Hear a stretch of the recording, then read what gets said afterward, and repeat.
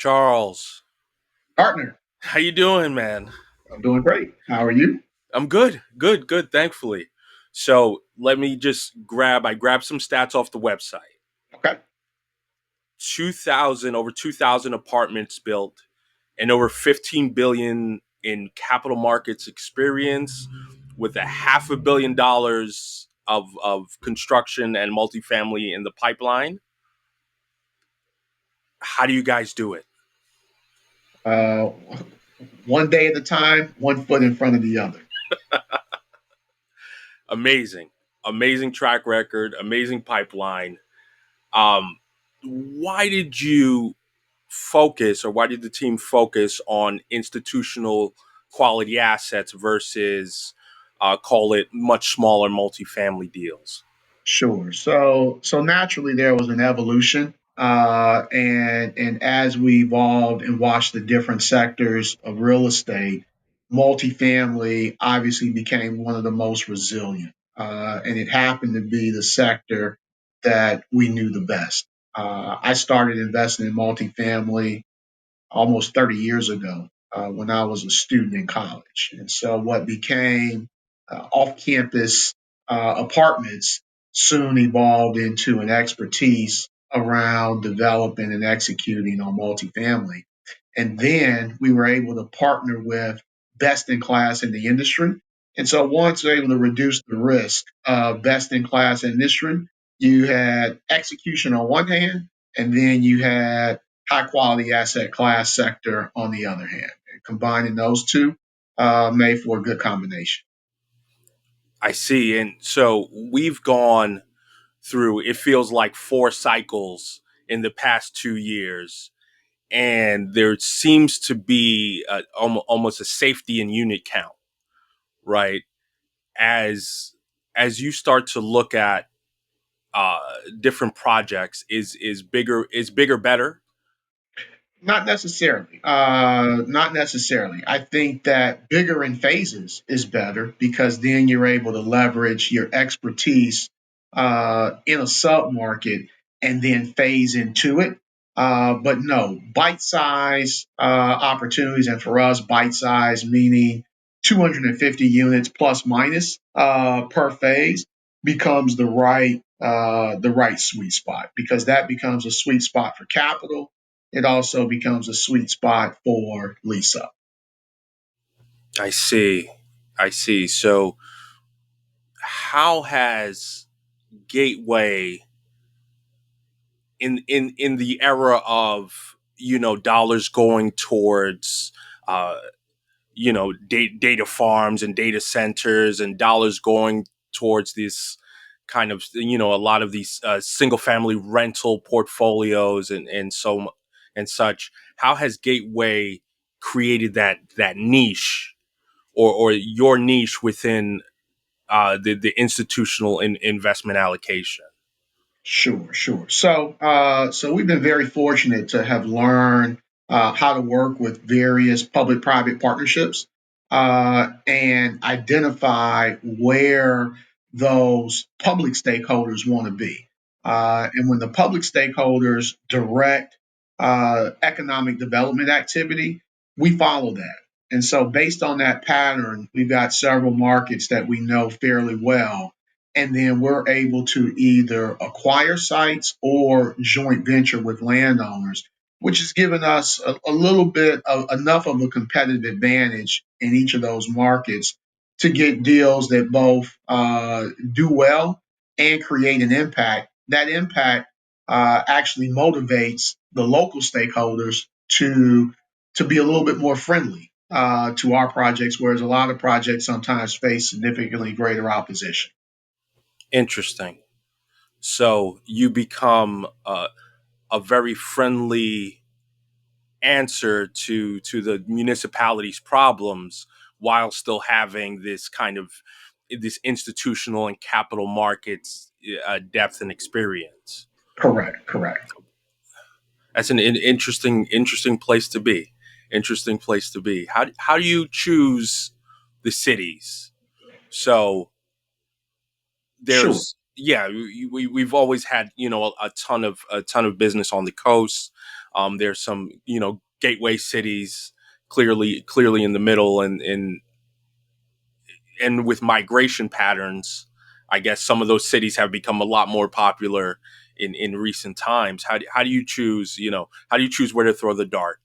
Gateway cities, no pun intended. Yeah. And we focus on where the population growth and the job growth are. These metrics are pretty widely known.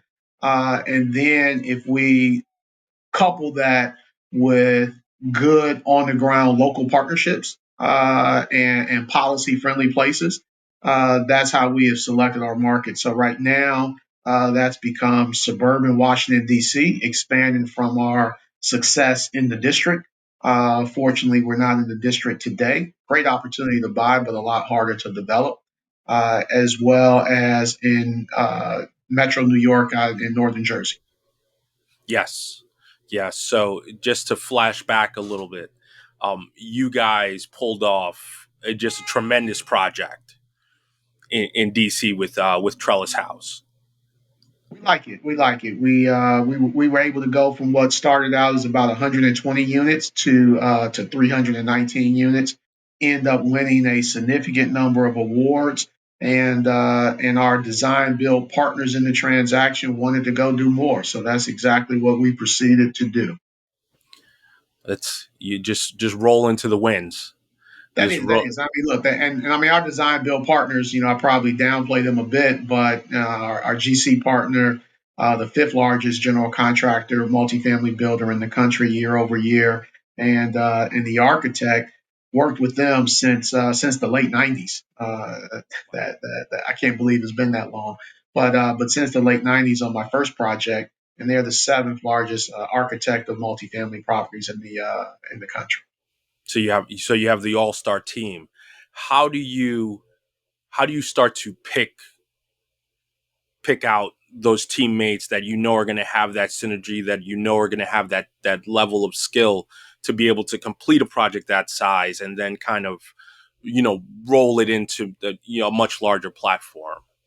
Sure. So, I mean, the baseline is obviously competency and execution, and then you layer that with culture. When I did my first project as a in graduate school in Tallahassee, Florida, I just had the sense to how do I put together the best team? Got the number one builder in the state of Florida that supplemented a lot of risk, formed a good partnership with the owner of that company, that was Summit Contractors, and that made for put us in position to execute various multifamily projects with them.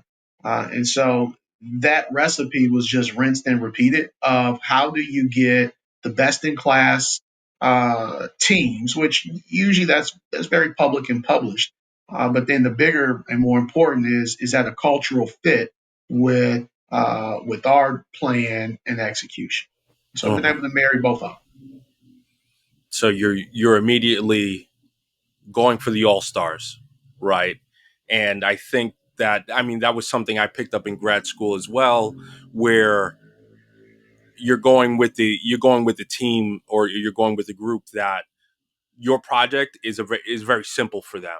So it's not so much of a stretch. So it's not, you have that complete, almost that completion guarantee, because it's something that they've done 100 times. That's exactly what we asked them to do. Yeah. And so our latest partnership in the design build with our architect and contractor, that's exactly what we've got, where you've got some 34 projects that have been done together. And with that, it is really just a rinse and repeat of a process that's been ongoing for decades. Yeah. And working together, you get a bit of a shorthand in terms of communication and expectations, and it We do. They makes. know exactly what we want to do. We know how they react, and most importantly, and I hope this is relevant for your listeners, is that we're designing to a budget that works. In the development business, it's easy to get enamored with the creation of buildings and places that people will live, but at the end of the day, you're delivering value, and that value for a cost, and that Right. is probably one of the most important sensitive things to the end user. Right. Right. People often forget that there is a budget, right? Right. There's and a lot of what creates successful development is sticking to that budget. Clearly a level of value engineering, but also building to something is going to be successful in that particular market. Without, I mean, we're all optimists, right? But without the hopes and dreams that you'll hit, 50% over your goal numbers, right? It's Correct. very Yeah. sober, very very very very sober. So as you look at, and I know this question gets asked often. So as you look at the market today, and you Mhm. see these kind of you see migration, you see capital markets. On Monday, Monday is very different than Friday.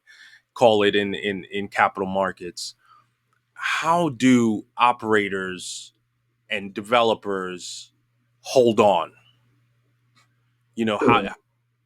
what's the formula for longevity when we're having this kind of this spike and this flux within the market that seems to be lasting, we'll call it 2, 3, 4 years, even longer than election cycles almost.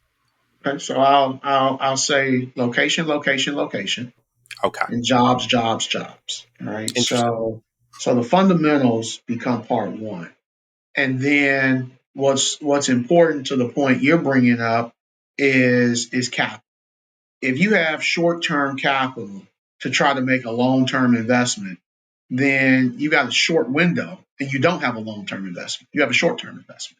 But if you can match long term capital, and whether that capital is 3 years, 5 years, or 10 years, and match that with the opportunity, it gives the ability to address the uncertainty of cycles. And I could say, since the 2000s, every 5 plus minus years, there are changes in that cycle. And as long as, and we've gotten better at structuring our transactions to prepare for the various points, ebbs and flows of that cycle. Today is high interest rates or higher interest rates, relatively speaking. They're not high, they're just higher than what the market has been used to in the near term.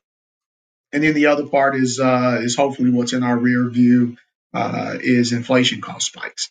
Of course, there is the regulatory uncertainty, but the immediate spikes in the construction costs seem to have dissipated and stable market, at least for us, for the last 12 months. Right. It feels like it's stable. It is stabilized to some extent. The conversations are getting a little different. I feel on the capital side and on the construction side.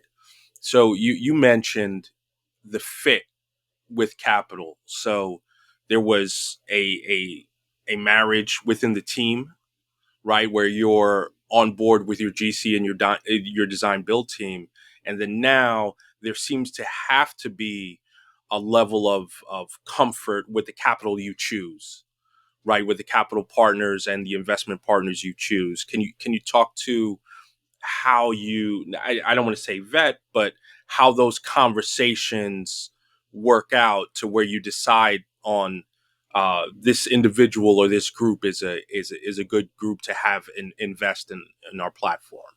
Got it, got it. So look, today, development is not as in favor. And so, however, a lot of the long-term wealth investors that are aligned with that very much so recognize the yield premium that development offers to the extent you can manage the risk, which we have done very well, in the capital to backstop that risk.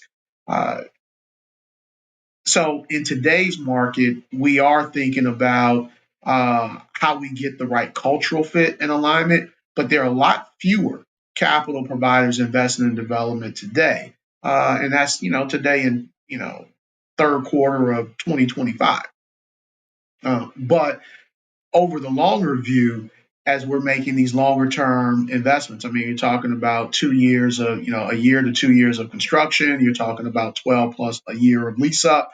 You're talking about stabilization to sell. And in the whole situation, we're holding for 5 to another 7 years. And in that case, yes, it's a long term decision. And you can tell right away what capital's objectives are. Either they have formed that capital for very short term opportunistic bumps, or they have formed that capital for midterm, call that 5 to 7 years, or long term holds 10 years plus. Hmm. Do you see? Do you see are the folks that you're speaking to that are, I would say, in on the fence in terms of development? Is it just their charter? Is it just their temperament, or the capital's temperament? Or do you find people that are not really focused on development, just not into development and real estate at all? They're two different groups. All right. Okay. So there are the groups who want to join in with the opportunity of development risk to get development rewards. And so that group likes it very much. They are still in the sub, $5 million investor category. The institutions are not necessarily rewarded at this time to take that risk because they can acquire properties, still meet their mandate, and have little incentive to outperform that mandate and take the reward of development and the commensurate risk. So they probably have more to lose than to gain, which informs their decision, LP's decision today.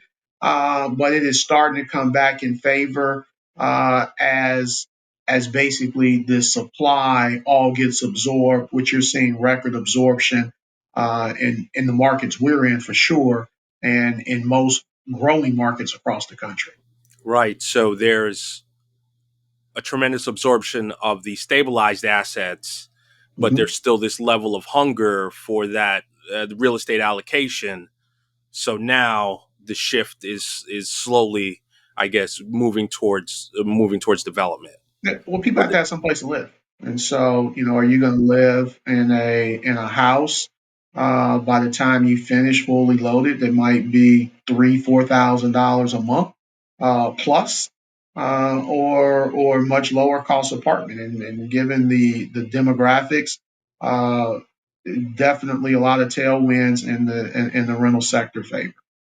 Not to mention the challenges that the home building has faced in not being able to meet the supply or the demand, and supply the new construction homes at a price point that the median and growing population can afford. Therefore, that swings the pendulum in favor of rental, where for sale and home ownership was in greater favor with the interest rates and costs much lower, then your cost of home ownership to live was much better than the cost of rental, if you were going to be stable for the long term.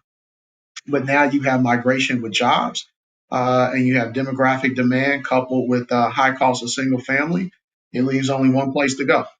right, right, the rental. I mean, you start to look at.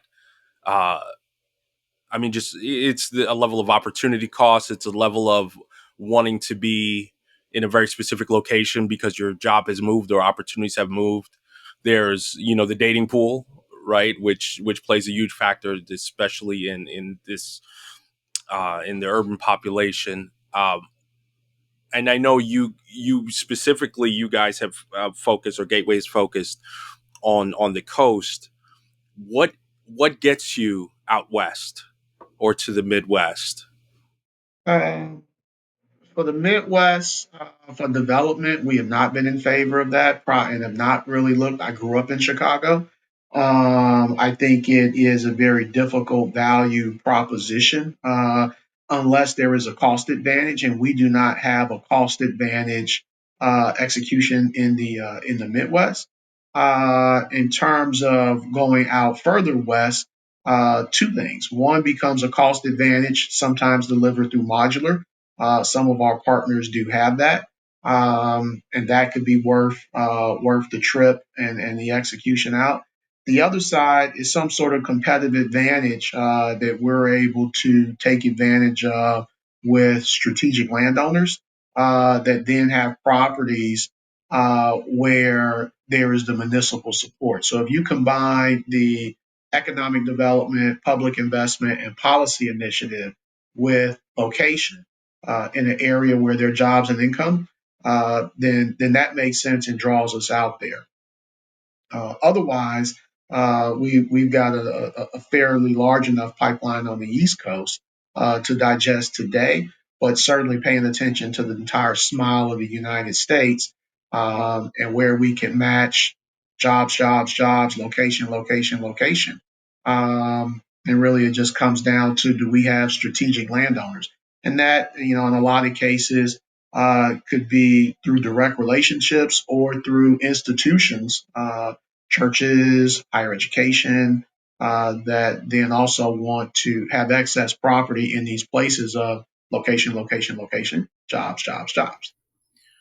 Did that makes sense? That makes total sense. You touched on municipalities, and I've spoken to a number and advised one or two municipalities on development and attracting talent.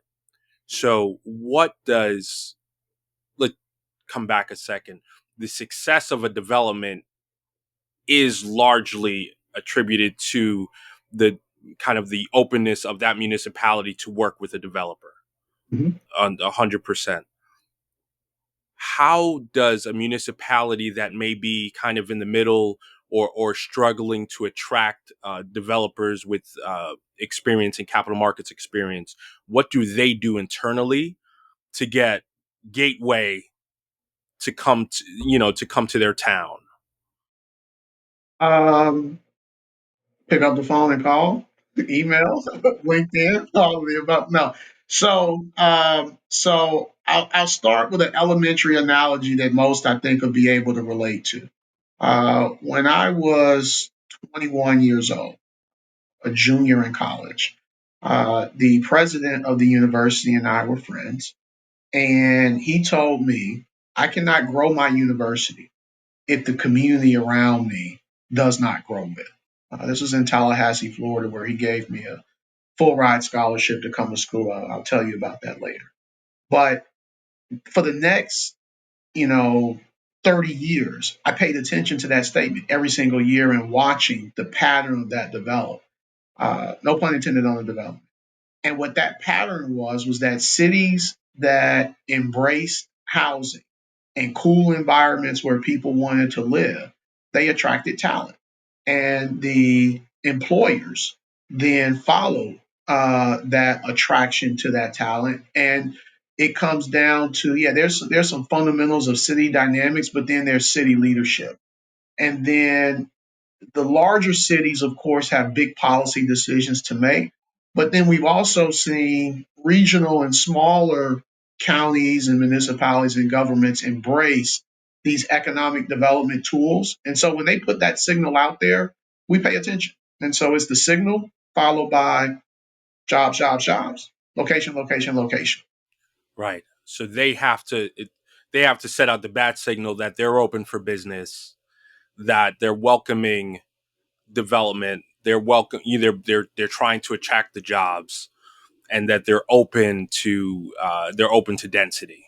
Correct. And that is what capital follows. And even if they're not open to density, if there's significant amounts of land at reasonable cost, then it doesn't have to be, your typical urban dense, like what we did in the District of Columbia. It can follow a different pattern. But yeah, that's it in a nutshell. For following where the public wants to be, because we're all serving that the end user. whether it's the municipality serving its constituents or us serving the renter, where someone's going to live. It comes down to creating that environment that they want to be in. So this goes, call it, I mean, all cities are established, right? But this goes for a city that's already on the move and has some of those, has given some real thought to those policies. What does a city who that maybe has been plagued with crime or does not have, call it, the influx of jobs, or maybe has one or two kind of stable employers, right? Or, per capita, what kind of incentives are they giving developers to attract them, or what kind of incentives do they need to have, to attract capital and developers? Sure. I'll. It comes down to math, but more importantly than math and the environment. Right back to, and so there's got to be a reason that people want to be there. Usually, it's location, location, location, and proximity. What we've seen where there are high crime areas, those are much more difficult to overcome, especially if the crime is entrenched, and structural. But where cities have been able to manage, and there is nonviolent crime, and then there is an attraction of those employers, and or to transit and where people want to be, then it comes down to a math exercise.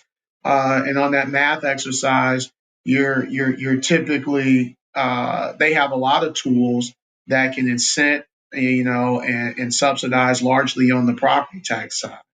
That then gets that math into a reasonable number that the market wants, and then capital wants to go, and we want to go and create those living environments where demand is following. And if they've given that incentive, then it works. And that incentive could be $100 a month, $200 a month, $300 a month per unit. But there are many tools at their disposals. And oftentimes it just takes one leader. It doesn't take, we've seen a case where one leader can shift that vision, and implement that vision, and then and then it falls in line. So I've seen it multiple times. So you have, call it, a movement of the leadership, whether that's mayor, governor, you know, head of zoning, what have you, really saying to the general public and the real estate public, uh, that we're moving forward Yep. and Once we're we see it, that is a clear place to go. got it, got it, got it. Now it seems, and I always tell people I speak four languages: English, Spanish, finance, and construction. Okay. Right? They're all very different languages, and I feel, as as a developer and being on the development team, a lot of your work is translation. So you're getting the capital to realize a dream and a vision, being backed by math clearly, and then you're trying to get, uh, call it, local government who's very passionate about their home and their city, trying to understand the benefit of building 250 units in a on a lot, or in the case of DC, where there was very low density and some homes and an old restaurant or what have you. uh, how do you navigate that translation? So with the capital, it's really articulating the risk premium, and risk and reward. The capital has an incentive to get, a better return than a stabilized return, which normal real estate return is probably, high single digit, low double digits, and so development offers a premium to that, and to the extent that the risk can be managed, that risk reward becomes, outsized in favor of the investor. And so that's one standpoint for capital. And whether that capital is short term and opportunistic in nature, or like a lot of large institutions. I was just watching, about Warren Buffett and Berkshire, and how really it's the buy and hold strategy, and that has worked significantly for some of the greatest wealth creation in real estate. And so developing the core has worked there as well. So that's on the capital side. On the community side, it means listening to everybody that's in the community. There are entrenched long-term residents. There are incumbent, I'm sorry, there are people who are coming into the neighborhood, and really listening to what each group wants, and what they need and what they want and what they say could all be very different. But we've gotten very good at listening and then providing an answer that solves that. Because no, they do not understand the math, and I had to explain that as developers, this is not our checkbook, right? That we are fiduciaries for lenders and for capital investors, and so how we match what their needs are. For example, in Washington, D.C., what they wanted was local participation and job opportunities. Not something that we could address directly through our apartments, but we were able to do that through economic incentives and proffers that we made to the community, was translated into 50 trained HVAC technicians. And so it's listening, and then and helping solve for what that speaker wants and needs. And usually that's the community on one side and capital on the other. So it's very important that these individuals come to the come to the table, especially on the community side. I would say, um, come to the table with an understanding of what they want and clear goals that they're trying to reach. To I, the extent that to to the the extent that they know, right? I chuckle because what they say they want isn't always what they want, and they don't have clear goals. It's hard a lot of times to get clear goals because the community is made up of hundreds and thousands of people, interesting, and so those community leaders are and they can't make everybody happy. They can't get an answer. There is no one size fits all. So it really is a listening and balancing act with, and then tailoring that plan within the constraints of what real estate can do. right? That's a brilliant point because there's some things that real estate can't do. That's right. Building 100 apartments will solve some problems, but they will not solve the price of groceries or the fact that the train is late or things that are outside the scope of kind of what we can do. And I think that sometimes when there's a new face in town, right, all of those problems get lumped on to that individual. Like you're a developer, not a magician, right? Correct. Correct. But look. I mean, look. So we have a focus on sustainability. A lot of times, that's an important component to people. You talk about food. We put a hydroponic garden on a roof, right? So we couldn't address the price of groceries, but we could say here's the ability for you to grow, your own, vegetables at the residence that's an apartment, a rental community, including our next foray, which is allowing for drone delivery on the rooftop, so that you can cut your transit, get your groceries delivered, and probably at a fraction of the cost. I think that's coming in the future. So, just what you spit out, how we couldn't solve that. But yeah, but we can incorporate things into a living environment that make that living environment better for that resident, whether they're there for 1 year or 5 years. Right, right. So you can always do what's in your power, and I feel even even doing that is a great step in the community where it shows that you're actually listening, right? You're And a lot of incorporating. times that's what they want. They really just want to know, did you listen?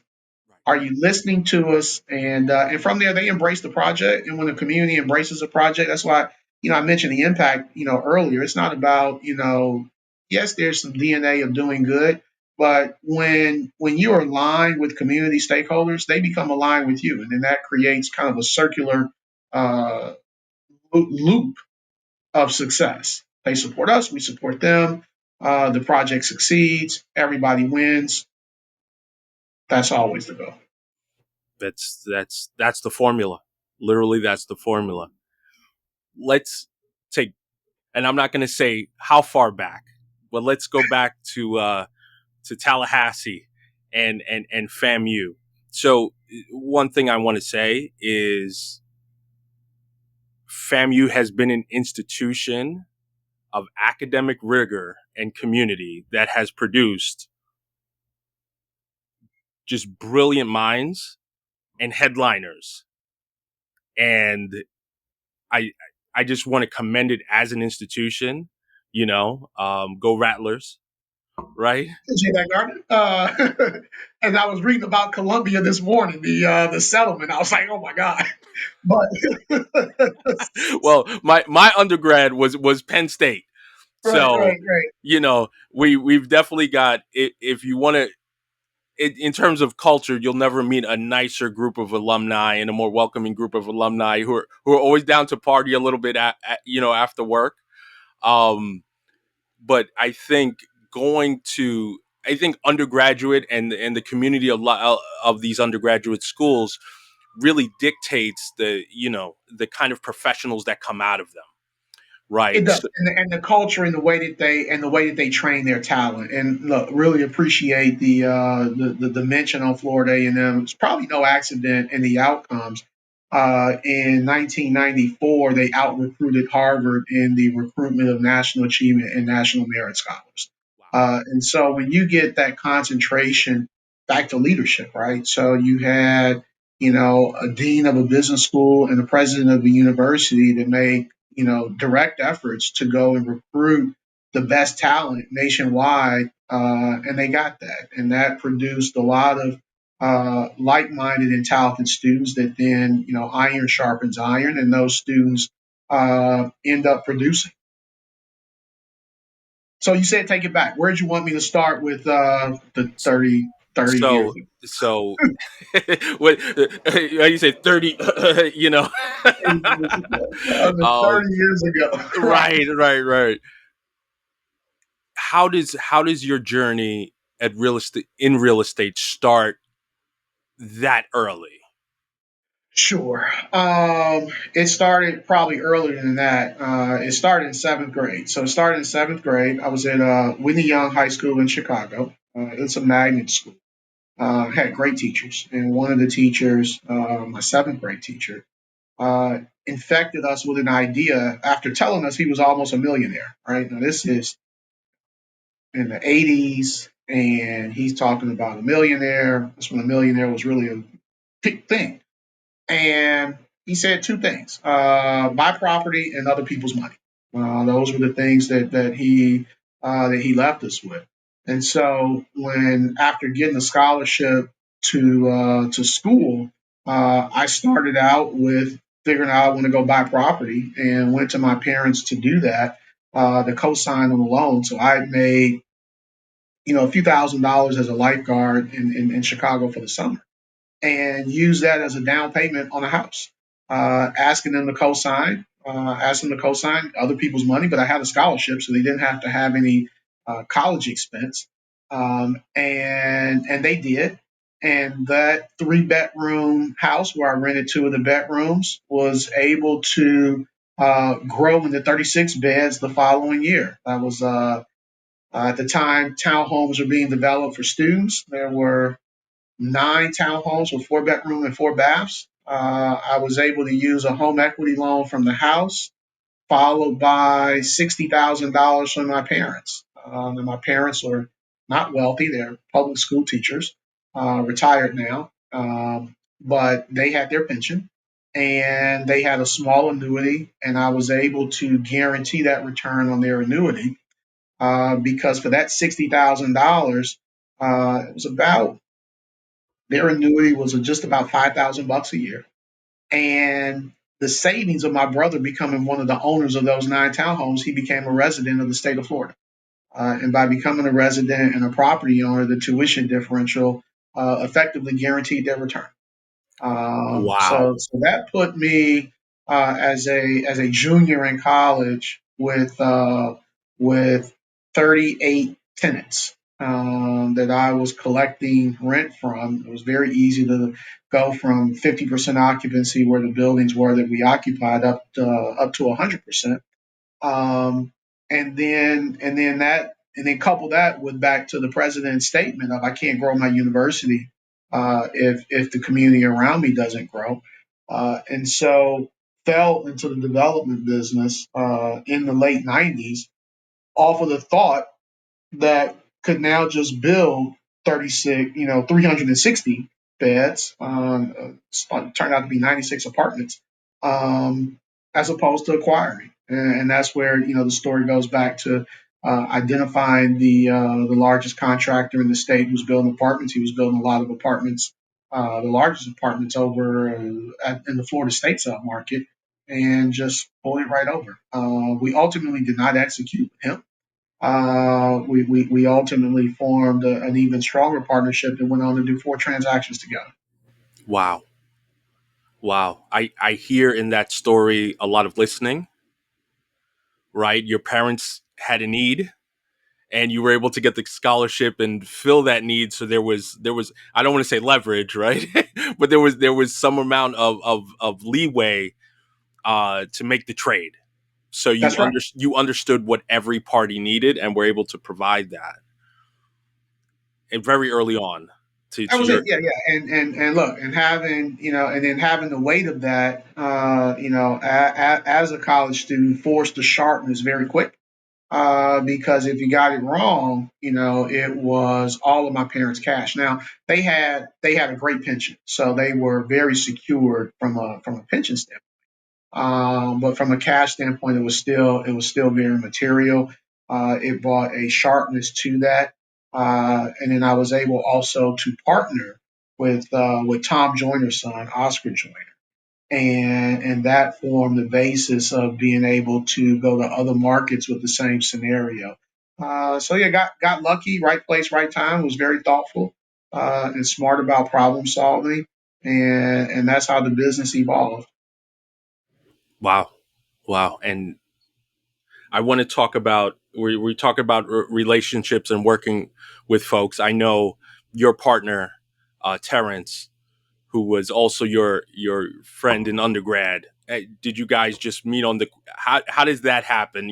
Were you guys just hanging out in the quad one day and said, let's build something together. Let's Not start right a away. business. Okay. Not in college because Terrence went down the institutional track. So he graduated while I did the 5 year MBA at Florida A&M. He left in 4 years and then went and got credit trained by Chase.